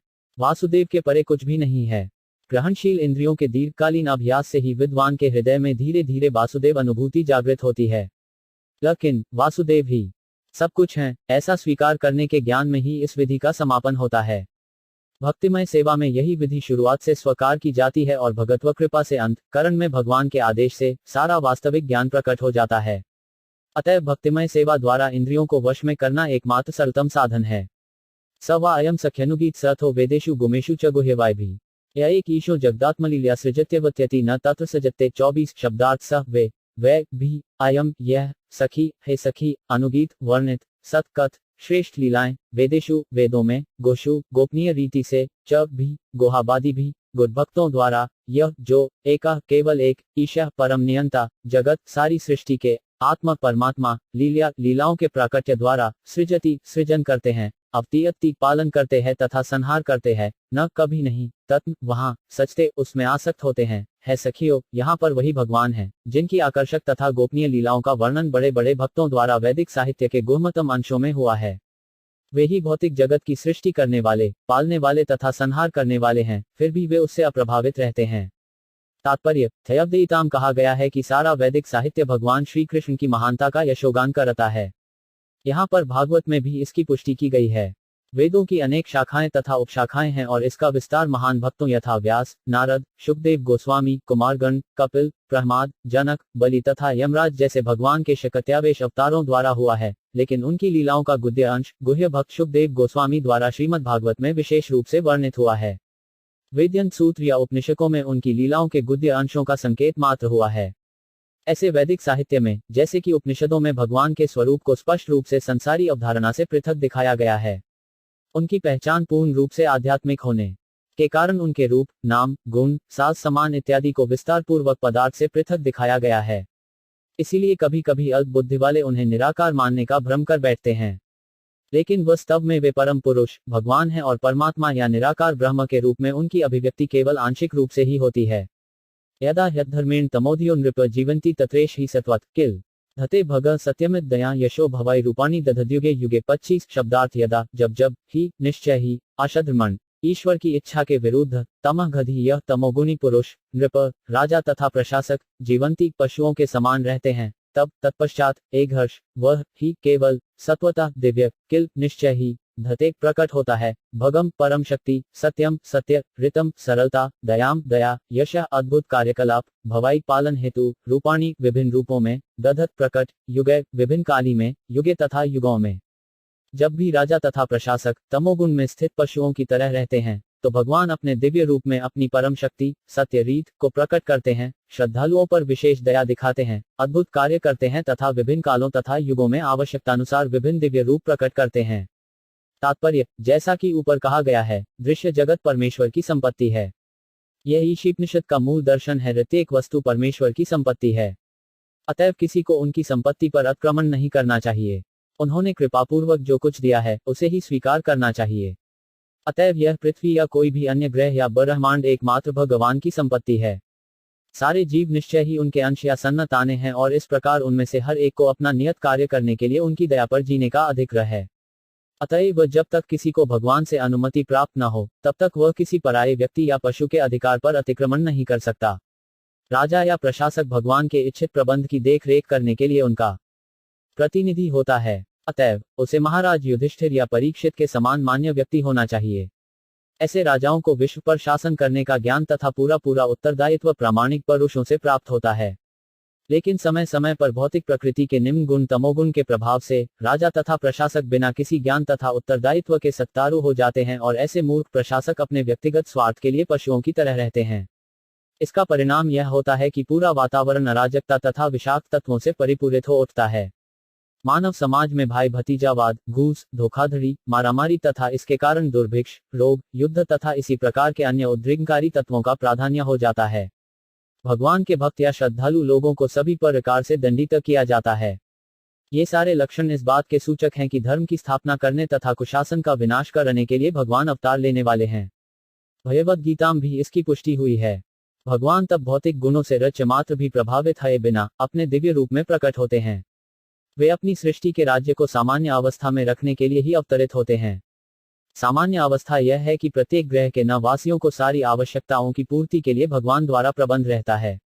वे प्रामाणिक शास्त्रों में वर्णित विधि विधानों का अनुसरण करते हुए सुखपूर्वक रह सकते हैं और अपने लिए पूर्व निश्चित कर्म करते हुए अंत में मोक्ष प्राप्त कर सकते हैं। इस भौतिक जगत की सृष्टि नित्यबद्ध जीवों की मनमानी इच्छाओं को पूर्ति के लिए वैसे ही की जाती है जिस प्रकार की शरारती लड़कों के हाथ में खिलौने पकड़ा दिए जाते हैं। अन्यथा भौतिक जगत की कोई आवश्यकता न थी। लेकिन जब ये भगवान की अनुमति के बिना विज्ञान की शक्ति द्वारा अवैध रूप से संसाधनों का दोहन करने के लिए उन्मत्त हो उठते हैं और वह भी केवल इंद्रिय तृप्ति के लिए, तब आतताइयों को दंड देने तथा श्रद्धालुओं की रक्षा करने के लिए भगवान का अवतार लेना पड़ता है। जब वे अवतरित होते हैं तब वे अपना परम अधिकार जताने के लिए अलौकिक कार्य करते हैं और रावण, हिरण्यकशिपु तथा कंस जैसे भौतिकतावादियों को समुचित रूप से दंडित करते हैं। वे इस तरह कर्म करते हैं कि कोई उनकी नकल नहीं कर सकता। उदाहरणार्थ, जब राम के रूप में भगवान प्रकट हुए तो उन्होंने हिंद महासागर पर सेतु बांधा। जब वे कृष्ण के रूप में अवतरित हुए तो उन्होंने बचपन से ही पूतना, अघासुर, शकटासुर, कालिया और अंत में अपने मामा कंस का वध करके अलौकिक कृत्यों का प्रदर्शन किया। जब वे द्वारका में थे तो उन्होंने 16,108 रानियों से विवाह किया और उन सबसे प्रचुर संख्या में संतानें हुईं। उनके निजी परिवार के सदस्यों की संख्या कुल मिलाकर 1 लाख तक पहुंच गई और वे यदु वंश के नाम से प्रसिद्ध हुए। पुनः उन्होंने अपने जीवन काल में ही उन सबका विनाश भी कर दिया। वे गोवर्धनधारी हरि के नाम से प्रसिद्ध हैं क्योंकि 7 वर्ष की अल्प आयु में ही उन्होंने गोवर्धन नामक पर्वत उठा लिया था। उन्होंने उस काल के अनेक अवांछित राजाओं का वध किया और क्षत्रिय के रूप में उन्होंने वीरतापूर्वक युद्ध किया। वे अयमौर्ध ध जिसका अर्थ है अर्थात अद्वितीय के नाम से प्रसिद्ध हैं। कोई न तो उनके समान है और न उनसे बढ़कर है। अहो अलं शलाघ्यत्मन यदो कुल महो अल्पुण्यत्मन मधोग्नम यदेश पुंसामृषभ श्रीय पते स्वजन्ना चढ़क्रमणेन चायति 26 शब्दार्थ हो और अलमु सक्षमुच अलाघ्य तमम सर्वाधिक यशस्वी यदो यदु राजा के कुलमु वश अहो और अलमु सचमुख पुण्य तमम अत्वंत पुंचामा मधि वनमु मथुरा की भूमि यथ क्योंकि एघ यह पुसाम समस्त जीवों का ऋषभ परम नायक श्रीय लक्ष्मी के पते पति स्तव जन्ना अपने आदि भाव से अध्यक्रमणेन विचरण द्वारा चारज्ञति महिमा ओह यदुवंश कितना यशस्वी है और मथुरा की भूमि कितनी पुण्यमयी है जहां समस्त जीवों के परम नायक लक्ष्मीपति ने जन्म लिया और अपने बचपन में विचरण किया है। तात्पर्य, भगवद्गीता में भगवान श्री कृष्ण ने अपने दिव्य प्रादुर्भाव, तिरोधान तथा लीलाओं का विशद वर्णन किया है। भगवान अपनी अकल्पनीय शक्ति से किसी परिवार या स्थान विशेष में प्रकट होते हैं। वे बद्ध जीव की भांति जन्म लेकर एक शरीर को त्याग कर दूसरा शरीर धारण नहीं करते। उनका जन्म सूर्योदय तथा सूर्यास्त की भांति होता है। सूर्य पूर्वी क्षितिज में उदय होता है, लेकिन इसका अर्थ यह नहीं होता कि पूर्वी क्षितिज उसका जनक है। सौरमंडल के प्रत्येक भाग में सूर्य का अस्तित्व रहता है, किंतु वह एक निश्चित समय पर दृष्टिगोचर होता है और फिर उसी तरह किसी अन्य निश्चित समय पर अस्त हो जाता है। इसी तरह भगवान इस ब्रह्मांड में सूर्य की भांति प्रकट होकर फिर हमारी दृष्टि से ओझल हो जाते हैं।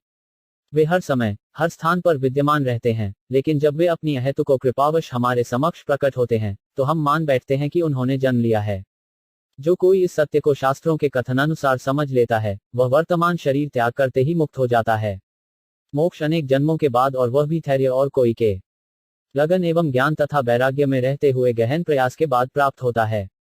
लेकिन यदि कोई भगवान के दिव्य जन्म तथा कर्म के मर्म को सचमुच समझ लेता है तो वह तुरंत मोक्ष पा लेता है। यह बृहद्रथ गीता का निर्णय है। लेकिन जो अविद्या के अंधकार में हैं, वे यह मान बैठते हैं कि भगवान के जन्म तथा कर्म भौतिक जगत में एक सामान्य व्यक्ति जैसे होते हैं। ऐसे अपूर्ण निष्कर्ष से किसी को भी मोक्ष नहीं मिल सकता। अतएव यदुवंश में राजा वसुदेव के पुत्र के रूप में उनका जन्म और मथुरा भूमि में नंद महाराज के परिवार में उनका भेजा जाना, ये सब भगवान की अंतरंगा शक्ति की दिव्य योजनाएं हैं। यदुवंश तथा मथुरावासियों के सौभाग्य का अनुमान भौतिक दृष्टि से नहीं लगाया जा सकता। यदि भगवान के जन्म तथा कर्म की दिव्य प्रकृति को जान लेने मात्र से सरलता से मोक्ष मिल सकता है, तो फिर जिन लोगों ने उनके पारिवारिक सदस्य के रूप में या पड़ोसी रूप में भगवान की संगति का वास्तविक भोग किया है, उनके भाग्य का क्या कहना। जिन लोगों को लक्ष्मीपति भगवान के सानिध्य का सुअवसर प्राप्त हुआ, उन्हें तो निश्चित रूप से मुक्ति से बढ़कर उपलब्धि हुई होगी। अतएव सचमुच ही भगवान की कृपा से उनका वंश तथा उनकी भूमि दोनों ही सदैव यशस्वी हैं। अहोबत स्वयश स्थिरस्करी कुशस्थली पुण्ययशस्क्री भोग पश्यंती स्मितावलोकन स्वपति सम्यक प्रजा। 27 शब्दार्थ अहोबत, यह कितना आश्चर्यजनक है। स्वयश स्वर्ग की महिमा, तिरस्कृत पराजित करने वाली, कुशस्थली द्वारका, पुण्य शुभ कर्म, यशस्कृत प्रसिद्ध, भुवः पृथ्वीलोक, पश्यंती देखते हैं, नित्यम निरंतर, यतु जो अनुग्रह इशितमु वर देने के लिए, स्मित अवलोकम मृदु मुस्कान भरी चितबन, स्वपतिमु जीवों के आत्मा कृष्ण को स्म करते थे, यत प्रजा उस स्थान के निवासी। निस्संदेह यह कितना आश्चर्यजनक है कि द्वारका ने स्वर्ग के यश को पिछाड़कर पृथ्वी की प्रसिद्धि को बढ़ाया है। द्वारका के निवासी उनके प्रिय स्वरूप में समस्त जीवों के आत्मा कृष्ण का सदैव दर्शन करते हैं। भगवान उन पर दृष्टिपात करते हैं और अपनी मुस्कान भरी चितवन से उन्हें कृतार्थ करते हैं। तात्पर्य, स्वर्ग में इंद्र, चंद्र, वरुण तथा वायु जैसे देवता निवास करते हैं और पुण्यात्माएं वहां तभी पहुंचते हैं जब पृथ्वी पर वे अनेक पुण्य कर्म करते हैं। आधुनिक विज्ञानी स्वीकार करते हैं कि उच्च लोकों में काल की व्यवस्था पृथ्वी से भिन्न है। इस प्रकार प्रामाणिक शास्त्रों से यह पता चलता है कि वहां पर आयु हमारी गणना के अनुसार 10,000 वर्ष है। पृथ्वी के 6 मास स्वर्ग के 1 दिन के बराबर होते हैं। इसी प्रकार भोग की सुविधाएं भी अधिक हैं और वहां के निवासियों की सुंदरता अतिशय है। पृथ्वी के सामान्य लोग स्वर्ग पहुंचने के लिए अत्यंत इच्छुक रहते हैं, क्योंकि उन्होंने सुन रखा है कि पृथ्वी की अपेक्षा वहां जीव को अधिक सुविधाएं प्राप्त होती हैं। अब वे अंतरिक्ष यान द्वारा चंद्रमा पर पहुंचने का प्रयास कर रहे हैं। इन सब बातों पर विचार करते हुए पृथ्वी की अपेक्षा स्वर्ग अधिक प्रसिद्ध है। लेकिन द्वारका के कारण पृथ्वी की प्रसिद्धि ने स्वर्ग को पीछे छोड़ दिया है, क्योंकि यहाँ भगवान श्री कृष्ण ने राजा के रूप में राज्य किया। इस पृथ्वी के 3 स्थान वृंदावन, मथुरा तथा द्वारका ब्रह्मांड के प्रसिद्ध लोकों से कहीं अधिक महत्वपूर्ण हैं। ये तीनों स्थान इसीलिए निरंतर पवित्र हैं, क्योंकि जब भी भगवान अवतरित होते हैं तो वे विशेषकर इन्हीं 3 स्थानों में अपनी दिव्य लीलाओं का प्रदर्शन करते हैं। ये निरंतर भगवान के पवित्र स्थल हैं और आज भी भगवान के यहाँ दृष्टिगोचर न होने पर भी भक्तगण इन पवित्र स्थानों का लाभ उठाते हैं। भगवान सभी जीवों के आत्मा हैं और वे चाहते हैं कि सारे जीव अपने स्वरूप में रहकर उनके सानिध्य में दिव्य जीवन में भाग लेते रहें। उनका आकर्षक रूप तथा उनकी मधुर मुस्कान प्रत्येक के हृदय में घर करने वाली है और एक बार ऐसा हो जाने पर जीव भगवान के धाम में प्रवेश पा जाता है, जहां से कोई भी लौटता नहीं। इसकी पुष्टि भगवद गीता में हुई है। भले ही स्वर्ग के ग्रह भौतिक भोग की अच्छी सुविधाएं देने के लिए अत्यंत प्रसिद्ध कईयों न हो, लेकिन भगवद गीता 9.20-21 से हम जान पाते हैं कि ज्यों ही संचित पुण्य क्लीन हो जाते हैं, त्यों ही मनुष्य को पृथ्वी पर पुनः आना पड़ता है। द्वारका स्वर्गलोक से इसलिए अधिक महत्वपूर्ण है, क्योंकि जिस किसी को भी भगवान को स्मित चितवन की प्राप्ति हुई है, उसे इस सड़ी गली पृथ्वी पर फिर से नहीं आना पड़ता, जिसे भगवान ने भी जिसे दुख का स्थान बताया है। न केवल यह पृथ्वी अपितु ब्रह्मांड के सारे लोक दुख के स्थान हैं, कईयों की ब्रह्मांड के किसी भी लोक में न तो शाश्वत जीवन है, न शाश्वत आनंद और न शाश्वत ज्ञान है। जो व्यक्ति भगवान की भक्तिमय सेवा में लीन रहता है, उसके लिए उपर्युक्त तीनों स्थानों द्वारका, मथुरा या वृंदावन में से किसी एक में रहने की संस्तुति को जाती है। चूंकि इन तीनों स्थानों में भक्ति का प्रवर्धन होता है, अतएव जो लोग शास्त्रों की बताई विधि से नियमों का पालन करने के लिए वहां जाते हैं, उन्हें वैसा ही फल मिलता है जैसा भगवान श्री कृष्ण के उपस्थित रहने पर मिलता था। उनका धाम तथा स्वयं वे अभिन्न है और आज भी कोई शुद्ध भक्त किसी अन्य अनुभवी भक्त के निर्देशन में सारे फल प्राप्त कर सकता है। नून व्रत स्नान हुता दिनेश्वर समचितों हास्य गृहित पाणिभि।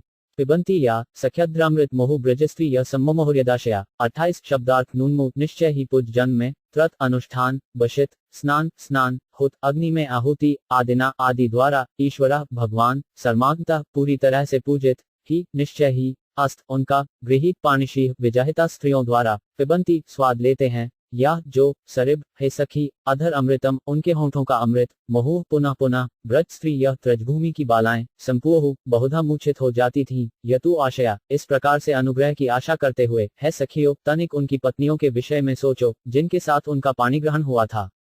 उन्होंने कैसा व्रत स्नान यज्ञ तथा ब्रह्मांड के स्वामी की सम्यक पूजा की होगी जिससे वे सब उनके अधरामृत का निरंतर आस्वादन चुंबन द्वारा कर रही हैं।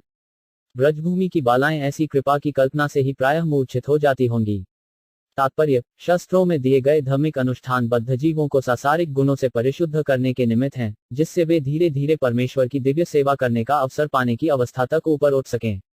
शुद्ध आध्यात्मिक जीवन की इस अवस्था को प्राप्त करना सर्वोच्च सिद्धि है और यह अवस्था जीवात्मा की वास्तविक पहचान अथवा स्वरूप कहलाती है। मुक्ति का अर्थ है इस स्वरूप अवस्था का नवीकरण। स्वरूप की उस पर अनावस्था में जीव प्रेम भक्ति की 5 अवस्थाओं में स्थापित होता है जिनमें से एक अवस्था माधुर्य रस अथवा युगल प्रेम को मनोदशा भी है। भगवान सदैव अपने में पूर्ण होते हैं अतएव उन्हें अपने लिए किसी प्रकार की लालसा नहीं रहती, किंतु अपने भक्त के प्रगाढ़ प्रेम की पूर्ति के लिए वे स्वामी सखा पुत्र या पति बनते रहते हैं। यहाँ पर माधुर्य रस के 2 प्रकार के भक्तों का उल्लेख हुआ है, एक है स्वकीय तथा दूसरा है परकीय। दोनों ही संबंध भगवान कृष्ण के साथ माधुर्य रस के होते हैं। द्वारका की रानियां स्वकीया थीं, अर्थात वे विधिवत रूप से ब्याही हुई थीं, लेकिन ब्रज की बालाएं उनकी तब की तरुण मित्र थीं जब वे अनब्याहे थे। भगवान 16 वर्ष की उम्र तक वृंदावन में रहे और पास पड़ोस की लड़कियों के साथ उनका मैत्री भाव पर किया था। इन बालिकाओं तथा रानियों को शास्त्रोक्त व्रत स्नान तथा अग्नि यज्ञ द्वारा कठिन तपस्याएं करनी पड़ी, लेकिन ये सब अनुष्ठान अपने आप में परिपूर्ण नहीं है। न सकौम कर्म और ज्ञान का अनुशीलन या योग की सिद्धि ही अपने में पूर्ण है। ये सब स्वरूप की सर्वोच्च अवस्था को प्राप्त करने के निमित्त हैं, भगवान की वैधानिक दिव्य सेवा करने के लिए हैं। प्रत्येक व्यक्ति को इन 5 अवस्थाओं में से किसी एक से भगवान से संबंध स्थापित करना होता है और शुद्ध आध्यात्मिक स्वरूप होने पर यह संबंध किसी सांसारिक आकर्षण के बना प्रकट होता है। उनकी पत्नियों द्वारा या भगवान को प्रेमी रूप में चाहने वाली तरुणी गोपियों द्वारा कृष्ण का चुंबन लेना कोई विकृत संसारी गुण नहीं है। यदि ऐसा ही होता तो सुखदेव जैसे मुक्तात्मा ने उनका आस्वाद करने का कष्ट न उठाया होता, नहीं भगवान श्री चैतन्य महाप्रभु गृहस्थ जीवन त्याग करने के पश्चात इन विषयों के प्रति आकृष्ट हुए होते। यह अवस्था कई जन्मों तक तपस्या करने के बाद प्राप्त होती है।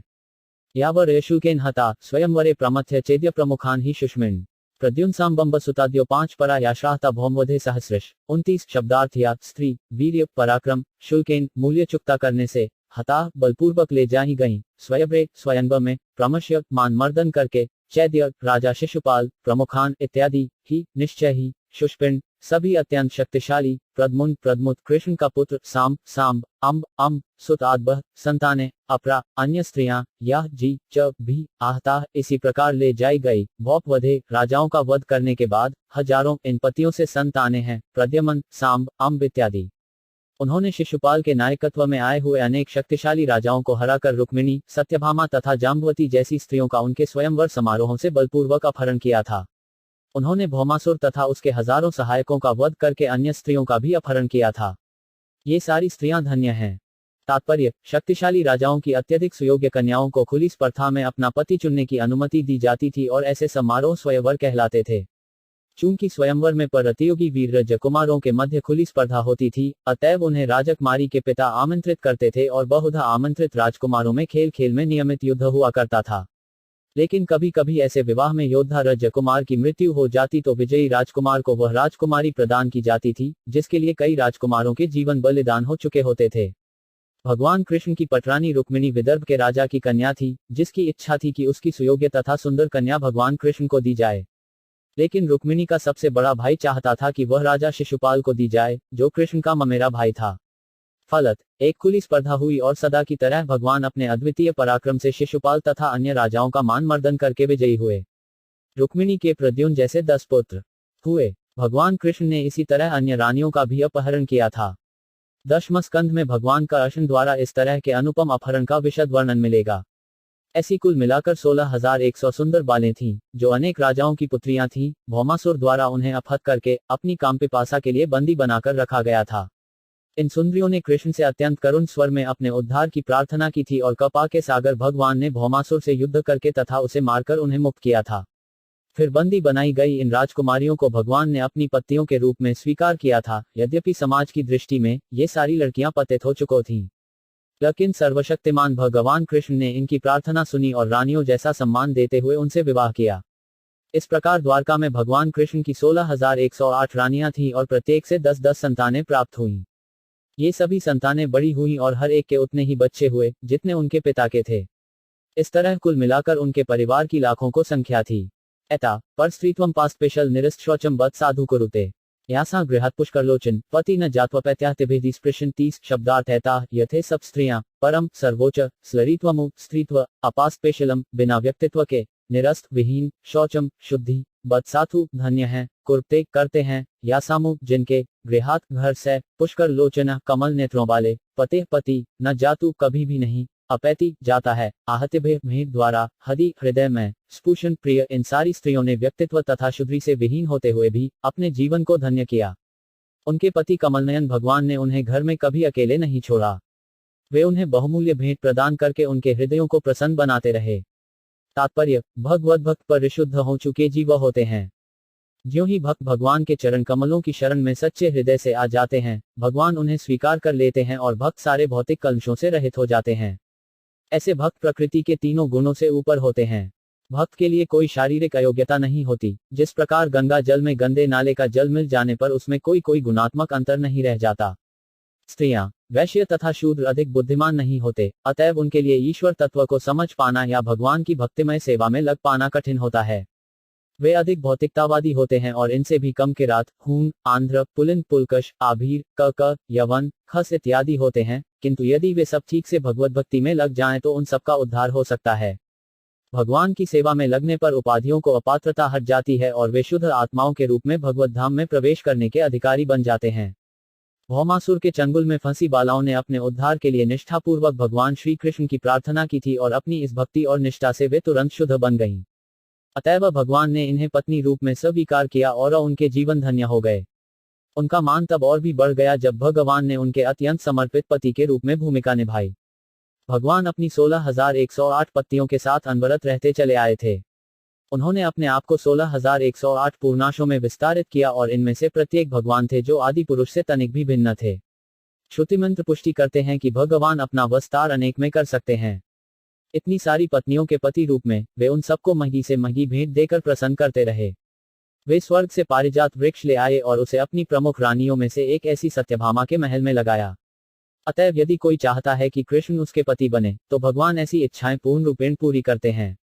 एवं विधा गदंतीना स गिर पुर्योषिताम निरीक्षणेनाभिनंदन सस्मितेन ययो हरि 31 शब्दार्थ एवं विधा। इस प्रकार गदंती नामो उनके त्रिशय में बातें करती तथा प्रार्थना करती। स जे भगवान गिर बाणी का पुर्योषितामु राजधानी की स्त्रियों के निरीक्षणेन उन्हें देखने से अभिनंदनु तथा उनका स्वागत करने सस्मितेन हंसमुख चेहरे से ययो प्रस्थान किया। हरि भगवान ने राजधानी हस्तिनापुर की स्त्रियों अभी उनका अभिनंदन कर ही रही थी और इस प्रकार से बातें चला रही थी कि भगवान ने मुस्कुराते हुए उनकी बधाइयां स्वीकार की और उन पर अपनी कृपादृष्टि डालते हुए नगर से प्रस्थान किया।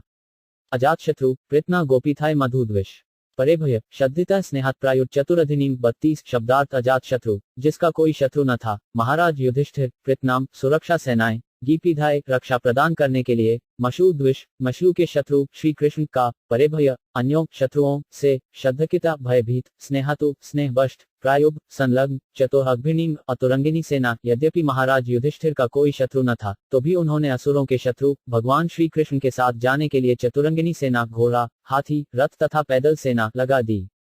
शत्रु से चाव और भगवान स्नेह के कारण महाराज ने ऐसा किया। तात्पर्य घोड़े हाथी रथ तथा मनुष्य ये प्राकृतिक रक्षा साधन हैं। घोड़ों तथा हाथियों को पर्वतों या जंगलों तथा मैदानों में कहीं भी जाने के लिए प्रशिक्षित किया जाता है। रथ पर सवार या आधा शक्तिशाली तारों का बल पर अनेक घोड़ी तथा हाथियों से लड़ सकते थे, जो कि आधुनिक आणिक अस्त्र के समान है। महाराज युधिष्ठिर अच्छी तरह जानते थे कि कृष्ण सबों के मित्र तथा शुभचिंतक हैं, फिर भी ऐसे अनेक असुर भी थे जो स्वभाववश भगवान से ईर्ष्या रखते थे। अतएव कोई उन पर आक्रमण न कर दे तथा स्नेहवश भी उन्होंने भगवान कृष्ण के अंगरक्षकों के रूप में चतुरंगिनी सेना लगा दी।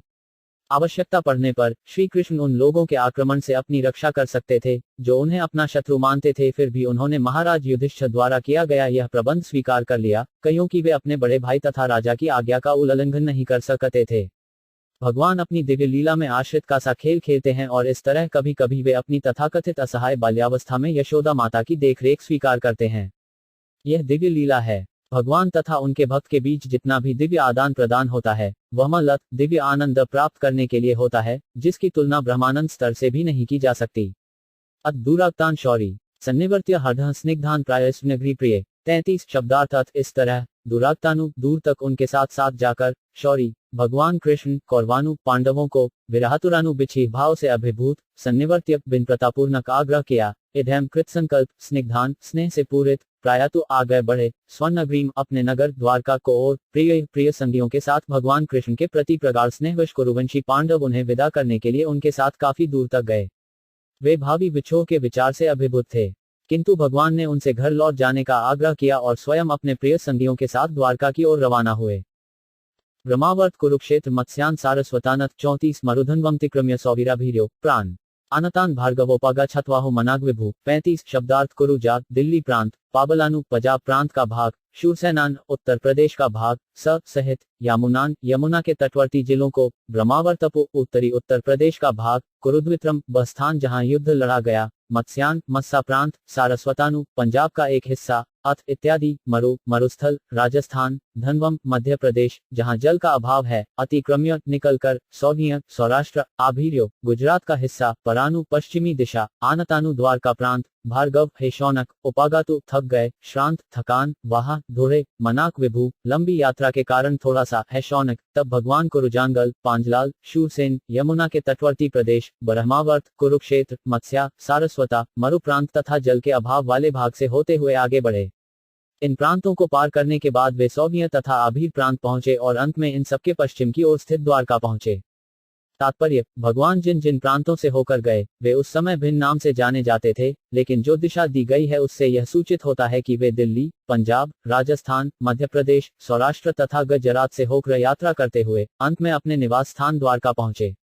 हमें उन कोई दिनों से आज तक इन प्रांतों के समानार्थी प्रांतों के नाम ढूंढने से कोई लाभ मिलने वाला नहीं, लेकिन ऐसा प्रतीत होता है कि 5000 वर्ष पूर्व भी राजस्थान का मरुस्थल तथा मध्य प्रदेश जैसे जल के अभाव वाले प्रांत विद्यमान थे। मुदा विशेषज्ञों का यह सिद्धांत कि मरुस्थल हाल ही में विकसित हुए भागवत के कथन से पुष्ट नहीं होता।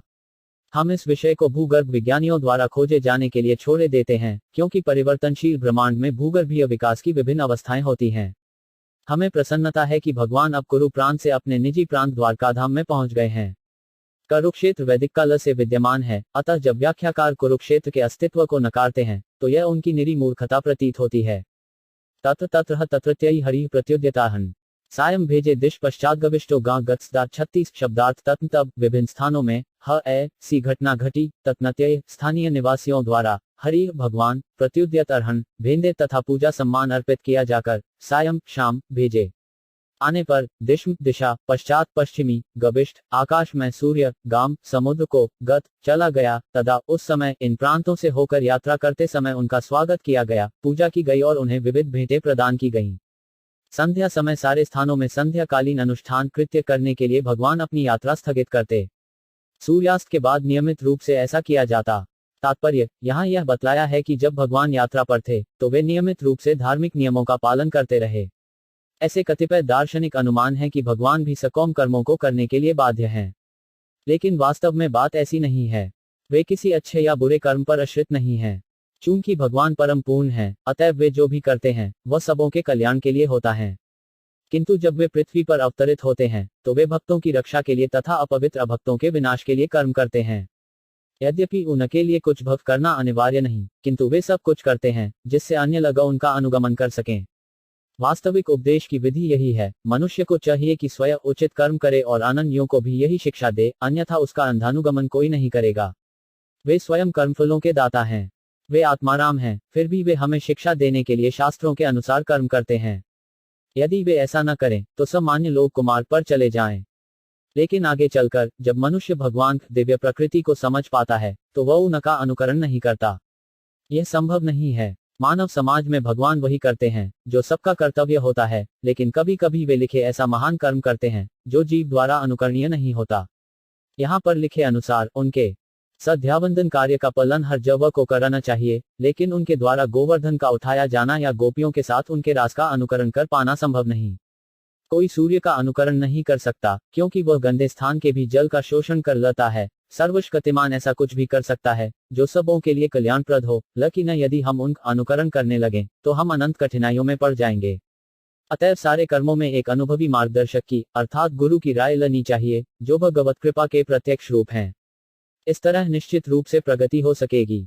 इस प्रकार श्रीमद् भागवत के प्रथम स्कंद के अंतर्गत द्वारका के लिए भगवान कृष्ण का प्रस्थान नामक 10वें अध्याय के भक्तिवेदांत तात्पर्य पूर्ण हुए।